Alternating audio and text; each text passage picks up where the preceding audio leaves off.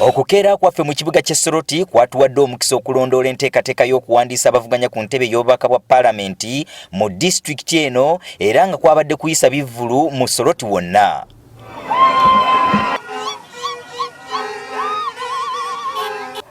Abeesimbyewo ku bendera ya FDC n'abawagizi baabwe bakuŋŋaanidde ku luguudo oluva Mbale okuyingira mu kibuga Soroti okulindirira Nathan Nandala Mafabi eyabadde agenda okuyita mu kibuga kino ng'agenda mu disitulikiti ey'e Serere.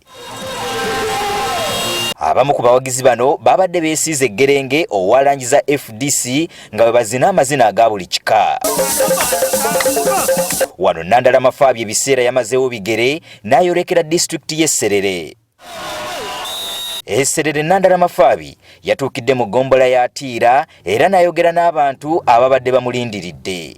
Yasoose kubasaasira olw'obwavu obubazimbyeko akayumba n'abasuubiza okubatasaako ng'ayita mu kutumbula obulimi bwa ppamba wamu ne muwogo. We just need to put a factory for starch here.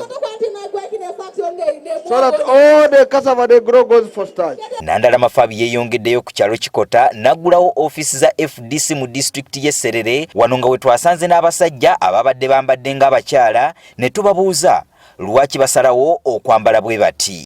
I'm very happy. That's why you see I'm only putting on the gomas. I want to tell all the ladies in Teso to elections comes to vote Nandala. Nandala oluvannyuma yatuuse mu tawuni kanso we yakubye olukuŋŋaana era abantu beeno ne batubuulira ensonga ezibasoomooza mu kitundu kyabwe naddala ebbula ly'akatale ka muwogo n'emicungwa ate n'okutulugunyizibwa okusukkiridde eri abavubi abakolera ku nnyanja Kyoga. Before we used to have the cooperatives that used to handle the marketing of cash crops, but currently we don't have. In Serere, people survive on agriculture, but we have a lot of cassava that is rotting on the ground. So many people have pressing issues and we really have challenges. And those are some of the things we feel as opposition. We are not opposing the good things, but we want to rectify the what? The bad things so that they become something good. Nandala bano yabategeezezza nti obuzibu buno abumanyi bulungi nti era alina obumanyirivu n'obusobozi okubigonjoola singa bamulonda okukulembera Uganda. I promise you change is coming. But it will come with you.